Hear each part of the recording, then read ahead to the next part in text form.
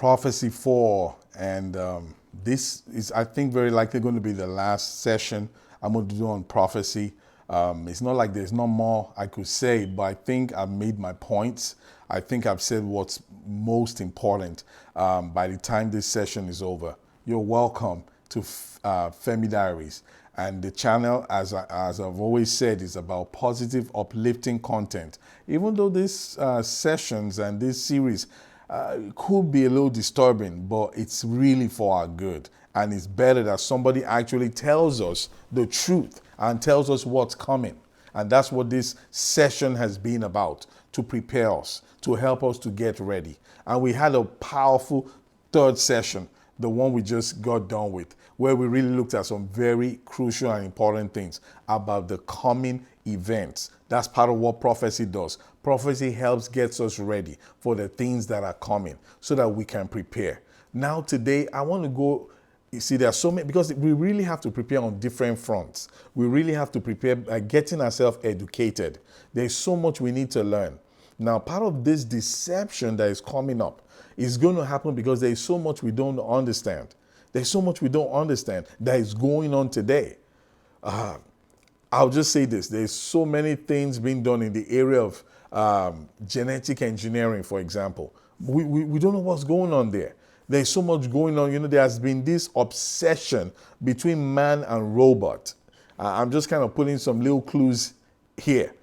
And we've never really understood the full, I mean, a lot of people don't. But I'm saying in the area of self-development, there's so much to understand. And now, based on what you now learn, what can you implement in these days? That's kind of where I want people to focus. What can you now implement and learn and use in your community, in your family, with your children, with your wives, with everyone that you know? In the area of finances, which I'm just going to talk about today, because there's a lot going to happen in this area. We've been hearing about the cashless society coming up. We see how much we're in debt in the United States. We see all the things going on. We're hearing a lot about people trying to take sides and come up with, a different economy, a different system, so that people can now have a world reserve that is different from the dollar. There's so much going on that a lot of times people don't even understand. And it's going to impact us. It's going to impact people's lives. How many times has it happened already where I have, and a lot of people have lost a lot of money in their retirement accounts because of things going on in the economy and with all in the stock market. So many things. But I don't want to really go into a lot of that. I just want to show us the scriptures. And then let's use the scriptures and now go and do the work and take the actions and prepare for these things we're talking about. I'm going to start today in Matthew 24 again, but I'm going to be reading a different part. I didn't read this part the last time. In our first session, I read some parts of Matthew 24. I want to read another part today. Matthew 24, I'm going to read from verse 4. This just kind of gets this ball rolling. Again, we're talking about our financial area, our health. I mean, look at what COVID did to us, for example. COVID shut the whole world down. Man, that was huge. I mean, people could not fly. People could not go anywhere. People could not do what they wanted to do. Can you imagine? Everything shut down. And do we think that's going to be the last of that? No. There's still coming something else. There's still coming something else. Not because I want it to be so, but expect it. The Bible says gross darkness will fill the earth. Isaiah 60. I'm going back there one more time. So expect something else. Our family. How are we going to prepare our family for these times coming? How are we going to have food? How are we going to survive? You know, have you noticed how everything is digital? Everything is digital. So if one thing fails, a whole bunch of things are knocked out. So even have power or to have the basic things to survive, many people are ill-equipped. Many of us are ill-equipped with all what we will need for survival if something should go wrong. These are thoughts we need to begin to have. These are things we need to begin to talk about. Again, we're talking about preparing for these times that are coming. Bank accounts, you know, somebody was saying something about Wells Fargo already trying to tell their people about, opting for a cashless kind of account where everything is just zeros and numbers. So now you don't hold cash anymore. I mean, all these things are coming in already, y'all. They're already creeping in. And there are implications to some of these things happening. That's what we need to understand. That's why I say a lot of this also involves our self-development, our self-educating ourselves, our relationships, building the kind of relationship we need in such a time like this to survive. As time goes, as things get darker, we're going to need each other. How are we going to do it? And I'm saying all these things to kind of really begin to give us some of the way out, which I promise to do. All the things I'm saying now, we need to build relationships.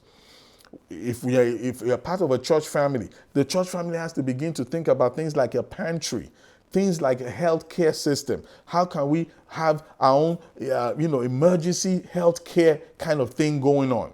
Where are the doctors in the church? Where are the professionals in the church who can make something makeshift begin to happen so we don't depend on what somebody else is doing somewhere else? These are the kind of thoughts we need to begin to have. Our neighborhoods, where we live, how can we really begin to build a relationship and something joint where we could pool resources together, where we could begin to have an outlook and a preparation for days to come? These are the kind of things people did back in the day. They don't do it no more because everybody's kind of on their own now. But in the days that are coming, people are going to need to connect. People are going to need to help each other out. There's so much, y'all. There's so much. So again, we're talking economics. We're talking family, finance, relationships. We're talking career. Everything. When careers get to a point you can't even go to, there's just so much. But let me kind of emphasize what I want to talk about today, which is in the area of the finance. So Matthew 24, let me read a few verses to us. It says, "And Jesus answered and said unto them, Take heed that no man deceive you." This was what he began to tell the disciples when they came to him, telling him about wanting to understand the days that we're about to get into. He began by telling them that take heed that no one deceives you, because the motto, the theme, the salient point, the subject for this time is deception. I have to make it plain. That's what the key word for this period is going to be. Deception at levels that we've never experienced before. He said, take heed that no man deceive you. For many shall come in my name, saying, I am Christ, and shall deceive many. And ye shall hear of wars and rumors of wars. See that ye be not troubled. These are things that are already happening. For all these things must come to pass, but the end is not yet. For nation shall rise against nation, and kingdom against kingdom. And there shall be famines. And that's kind of one, this is the one we're really going to talk a little bit about today. Famines, starvation, food shortage. He says, and pestilence. All kinds of things even happening to the food that is available. Pestilence, things, diseases, cropping and killing what is available, and earthquakes and in diverse places. All these are the beginning of sorrows. Wow. Did you hear what we just talked about? He said these are just the beginning. These are just the beginning of the things that are going to go wrong. That's what he said. The beginning of sorrows. Then shall they deliver you up to be afflicted, and shall kill you. Did you hear that? So these are some of the things that are going to happen. And this is why I'm trying to lay it out, that even when people have light, be ready. There is a price. There is a price for as things keep going. He says, they will deliver you up to be afflicted, and shall kill you, and ye shall be hated of all nations for my name's sake. Why are they going to hate believers, Christians, people who have light? Why are they going to hate you? They're going to hate you because of your light. They're going to hate you because the world will be filled with darkness. They're going to hate you because gross darkness shall cover the people, and the people want darkness. The people will be in darkness. Did you hear what we talked about in the last session where we read from Thessalonians, how it said that because people refuse to love the truth, that God allowed a delusion, a deception to go forth that deceived people that they should now be damned and destroyed. This deception that is coming, God will allow it because people loved evil. They loved the bad things they were doing more than the good things. And so God allowed them to be deceived. We read that. Go back and check what we talked about in prophecy 3. Coming back to prophecy 4 here. It says, then shall they deliver you up and to be afflicted, and they shall kill you, and ye shall be hated of all nations for my name's sake. And then shall many be offended, and shall betray one another, and shall hate one another, because of the pressure of those days. Remember what he just said. He said, this is not the end yet. This is just the beginning of sorrows. This is just the beginning of dark things to come. He says people will now hate each other. People will now betray one another because of that. Can you see the kind of days that are coming? He says, and many false prophets shall arise and shall deceive many. And it just goes on. And then it goes into some of the things we looked at the last time. I read this to us. He talked about famine. That was one of the things he talked about. Let me also show you something here in Revelation 13. I could go on, but I will show you Revelation 13. I will spare you Revelation 6. Revelation 6, let me just say what was going on there. There was an angel that was showing John, who was the person who saw all these visions of what is to come in the future in the book of Revelations. The apostle John saw visions. Christ and an angel opened up his eyes to see what is to come. Now, when he was looking at those things, he was being shown different kind of things. Now, in Revelation chapter 6, he saw an angel kept calling him to see and look at what was going to happen on the earth. First of all, there was a horse that went forth. He said he was riding a white horse to go and conquer, to go and win, to go and, stage battle. There's so much to be said about all those things. But it got to a point where he talked about a very pale horse, a horse that looked like death. Basically, he was talking about people dying, a lot of deaths, and some of that will be due to famine and food shortage. Before that, it had talked about a measuring of food also. If you go back to Revelation 6, you will see all that. Talking about a measuring. Food is being measured. Food is not enough. See some of the things breaking out in some of the countries. It will amaze you. I don't know which one I saw recently. These people were rioting. They were not happy with their government because they were hungry, because they felt the government had failed them. The whole city, the whole country was in uproar. See what's going on in the Gaza Strip area and all that with all the war with Israel right now. Look at how those people are fleeing, hungry and hurt and injured. These things are just going to increase, y'all. But going back to what we need to look at here in Revelations, I just want to show us Revelation 13. I'm not going to go to Revelation 6 because I'm going to spend the majority of my time going back to an Old Testament example of what I'm seeing that is very likely going to repeat itself again. Because I believe this story was told us, story of Joseph and what happened in Egypt. And I kind of mentioned and alluded to it in the first 1 or 2 sessions. But I'm going to go and read those things to us in today's session. And let us see it with our own eyes. What happened? Again, I'm alluding to it because in my heart, I just see this thing playing back out again, just the way it happened in this book of Genesis. But before I go there, let me show you Revelations, which is the prophecy of part of what's going to happen. Let's read Revelation chapter 13. Let me read. And I'm not going to, there's so much here in this chapter. There's so much we could read, but let's just go to verse 16. I just want to just hit on something real quick and we'll go to Genesis. He says, and he causeth all.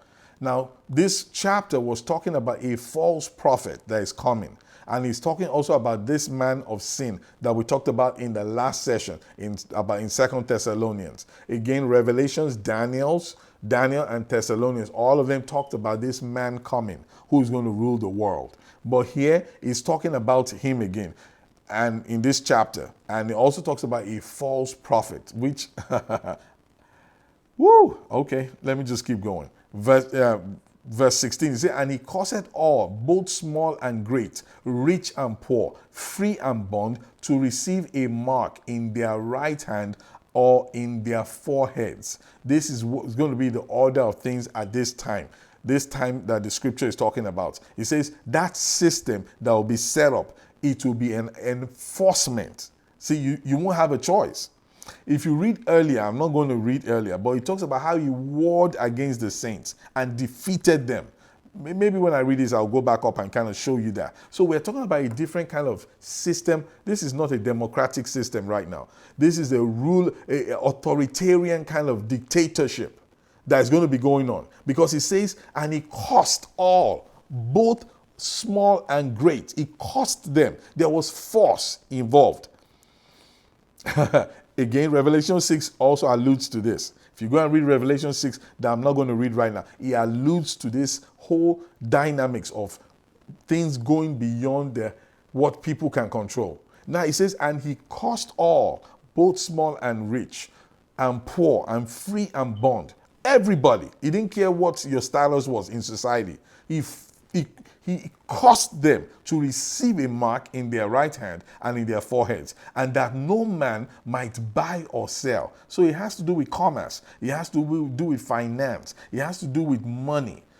He says it cost them so that they cannot buy or sell in that system that will be set up at that time. Save he that had the mark or the name of the beast or the number of his name. He said only whoever has the mark, the name of this beast, which is a man. It's going to tell you in a second that he's a man. He says the mark of this person, the name of the beast, or the number of his name. Here is wisdom. Let him that had understanding count the number of the beast, for it is the number of a man. It's a man. That's what it tells us here clearly. It's talking about a man.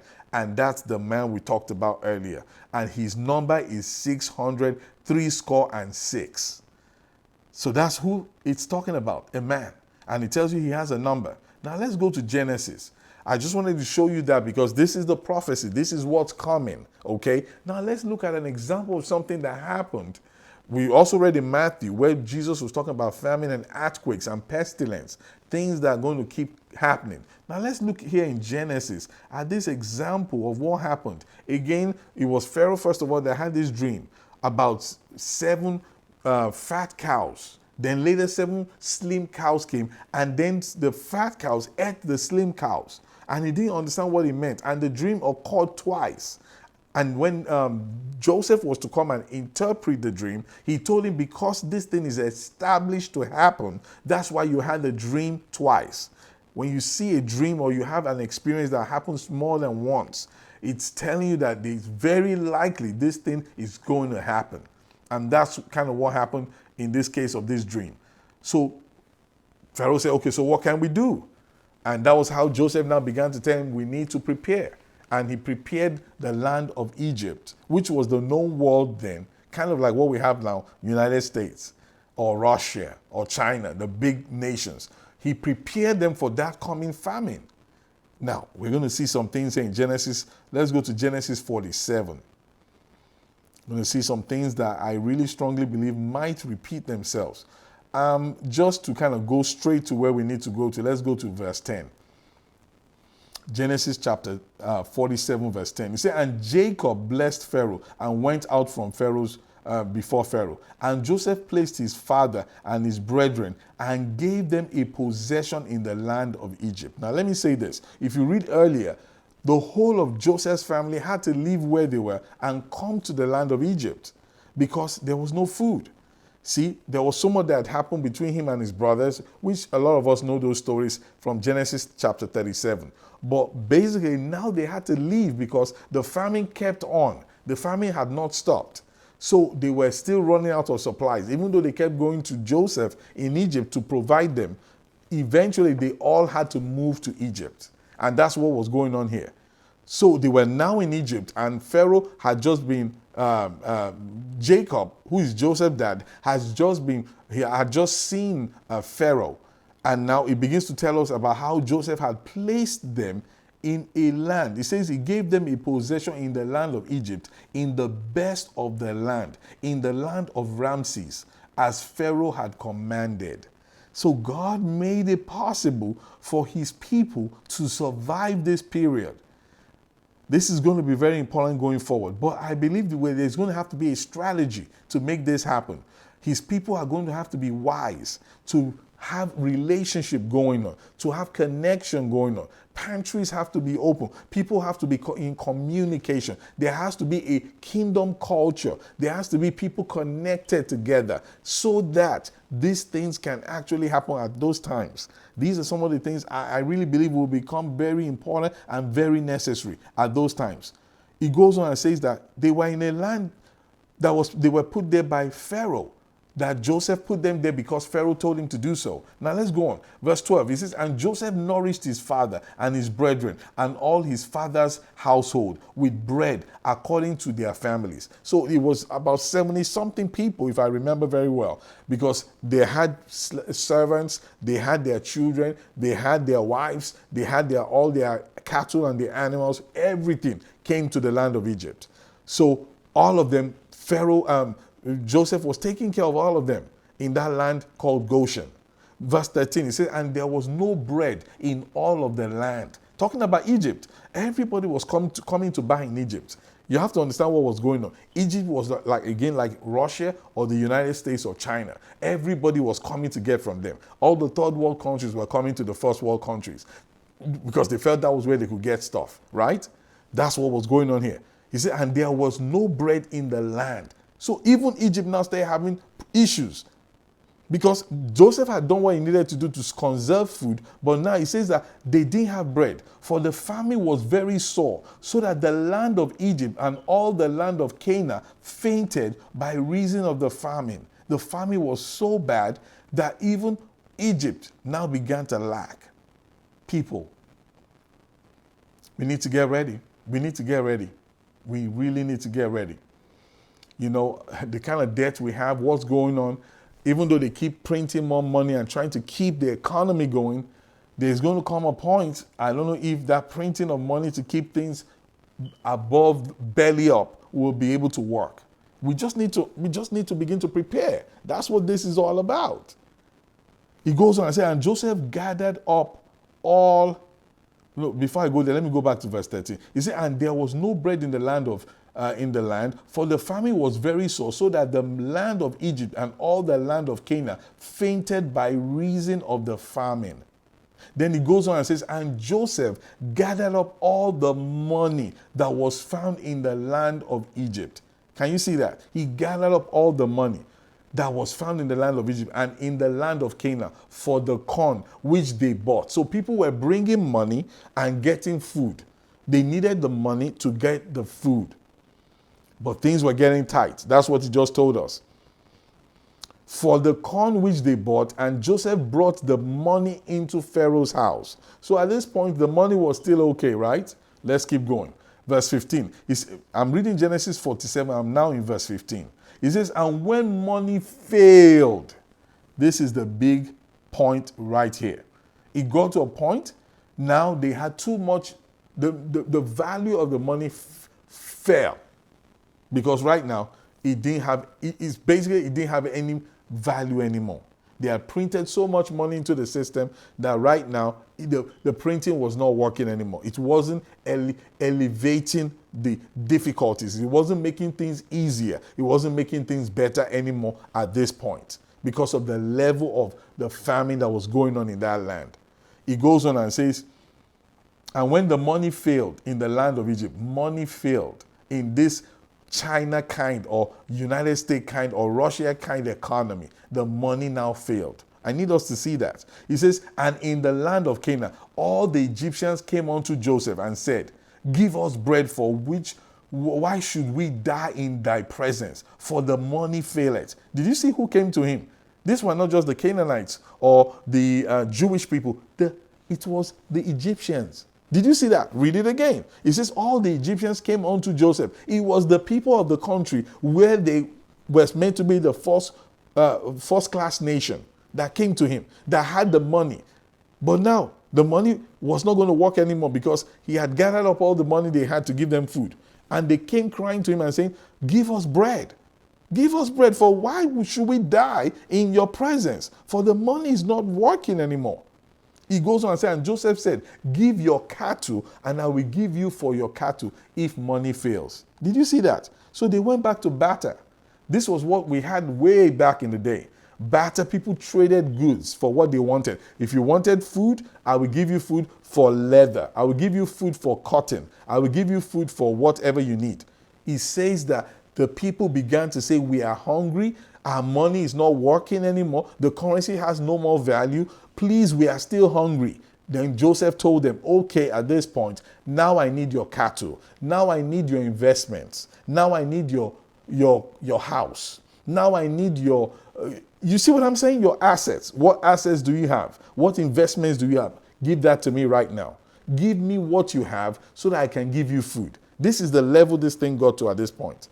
Because the money could not do anything anymore. They now had to give their valuable possessions. Their valuable possessions. Now let's go on. He said, and they brought their cattle unto Joseph, and Joseph gave them bread in the exchange for horses and for the flocks. They exchanged their horses and their flocks for food, and for the cattle of the herds, and for the asses. And he fed them with bread for all their cattle for that year. So this worked for 1 year. Remember, they were 7 years.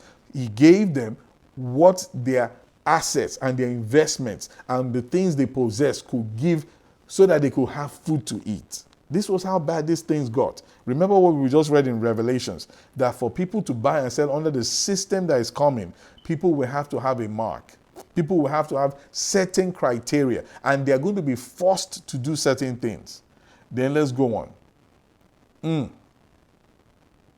He goes and says, and for the ass, okay, and verse 17, and they brought their cattle unto Joseph, and Joseph gave them bread in the exchange for horses and for the flocks and for the cattle of the herds and for the asses, and he fed them with bread for all their cattle for that year. When that year was ended, they came unto him the second year. So that was just the first year. Oh my goodness. And said unto him, we will not hide it from my Lord, how that our money is spent. My Lord also had our cattle and our herds. There is not aught left in the sight of my Lord but our bodies and our lands. He says we don't have anything else. We've given you our cattle. We've given you all the other things we have. All we have left right now is our land and our bodies. Did you see what famine is causing? This was what famine was causing in those old days. And like I said, everything I've seen happen has just cycled back again in the days we live. Things have just cycled back again. He says, wherefore shall we die before thy eyes, both we and our land? Buy us. The people got so desperate, they said, buy us. Can you imagine people in the United States talk like this and say, right now we are so desperate that we want to become your slave. We want to be your slave, government. We want to be your slave. That's what they were saying to Pharaoh. That's what they were saying to Joseph. Joseph was like the vice president. They were telling him, buy us. We want to be your slave because of the famine. I need us to see this. They got so desperate. Buy us. We will become your property.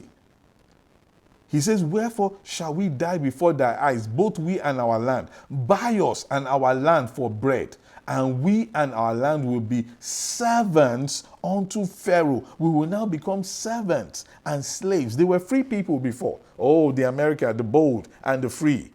But all of a sudden now, they want to be bought because of hunger and famine. He says, buy us and buy our lands so that we can become servants unto Pharaoh, and give us seed that we may live and not die, that the land be not desolate. Verse 20, and Joseph, we're reading chapter 47, verse 20. He said, and Joseph bought all the land of Egypt for Pharaoh. Did you see that? The whole land of Egypt became the government's property. Can you imagine that? They owned it before. They had paid off their mortgage. They had paid off all what they had paid off. But at this point right now, they had given up all their assets. They had given up all their investments. They had given up all the monies they had. They had given up all they had. And they say, even right now, I want to be a slave so that I can eat. Give me the opportunity to become a slave so that I can have something to eat. I hope it doesn't get to that point. I really do. I really do. But there's just something about this story that just keeps challenging me that we're going to see this again. You know, there was another place in the Bible that got so bad that people ate their children. People were so hungry, they ate their children. Yeah, it happened in the Bible. Now, these are things that I don't think they were mistakenly put there. We just saw what he said about in Revelation 13 about people buying. Revelation 6 was talking about a measurement of food, a dime for a daily wage, for a barley of bread. Go and read it in Revelation 6. It was talking about a measurement of food.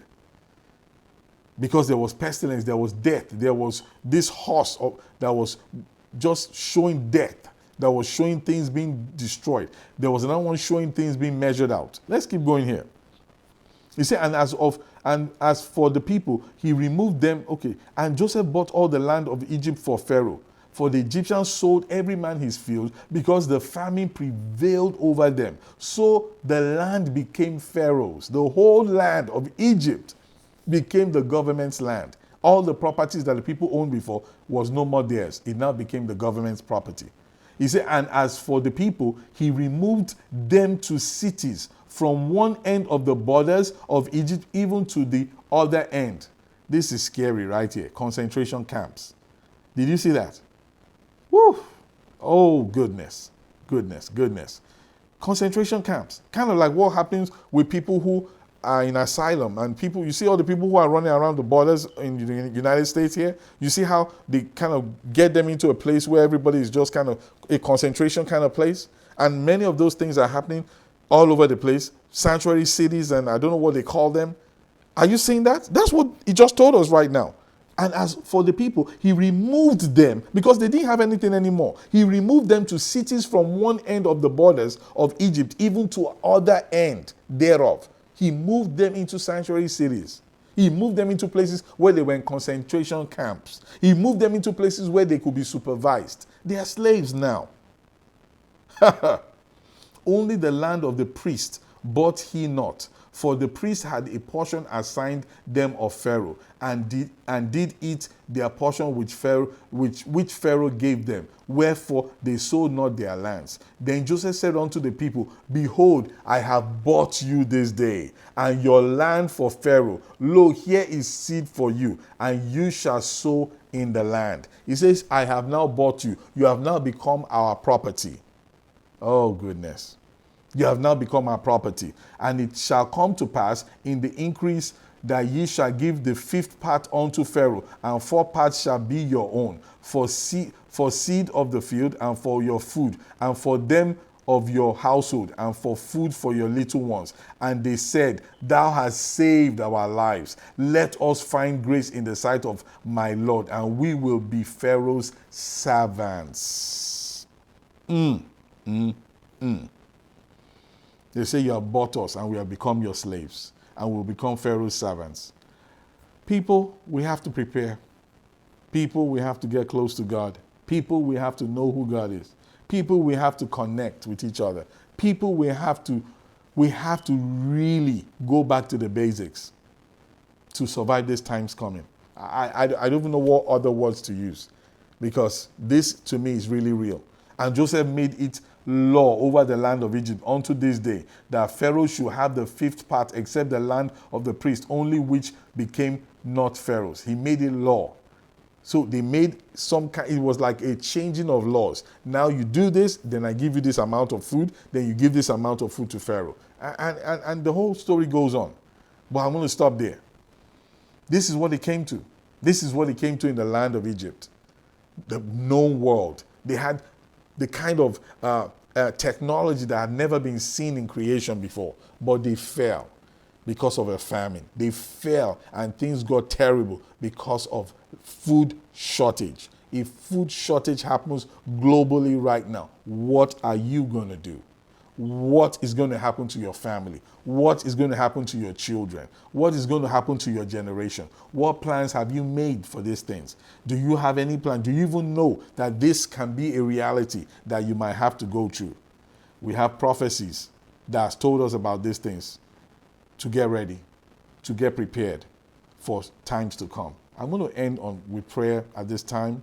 Father, you've spoken to us in these 4 sessions we've had so far. Including myself, I pray that you give us wisdom for the days coming. I pray you give us a heart to abide by your word. I pray you give us grace to not deviate to the left, nor to the right. I pray for wisdom for us to do the things we need to do at this time, to be in connection with you, to love you, to love your word, to love your ways, to love your kingdom, to love everything you have said, so that we do not get swept by the wayside, so that we are not part of those who fall by the wayside, that we don't become part of those that are deceived, that we don't become part of those that depart from the faith, that we don't become part of those who might end up being slaves. Father, help us. We cannot do anything by ourselves. We have no ability of our own. Our eyes are upon you. For it's you that is our Redeemer, you are our help, you are our comforter. We look to you. Whence cometh our help? Our help coming from the Lord who created the heavens and the earth. We look to you for help. We look to you for sustenance. We look to you for our future. We look to you for hope. We look to you to help us in these days that are coming. Give us wisdom, protect us, strengthen us, encourage us, help us to come out of our comfort zone so that we can do the things that we need to do to prepare for these coming times. Thank you for these 4 sessions that we have had about prophecy. Help us that it will not end up just being stuff that we heard. Help us that it will become stuff that we are actually putting into action and doing in our lives, that your name may be glorified and that we may bring praise to the name of Jesus. Father, I thank you because I know you are assisting us. I thank you because you will not leave us the way we are. You will guide us. You will protect us. You will push us if you have to get into our place of destiny and our place of purpose, that we may fulfill all that you have for us on this earth. In Jesus' name I pray, and everybody there says, amen. A solemn time, a solemn word today, but again, the truth will set us free. We need to know the truth, and it will set us free. And on that note, I'm going to be signing out from the prophecy season. Please go back through each one of them and go get the gems that have been put in them that will help us to bring to pass every good thing that God has planned for us during this period. Signing out. I'll see you in the next one.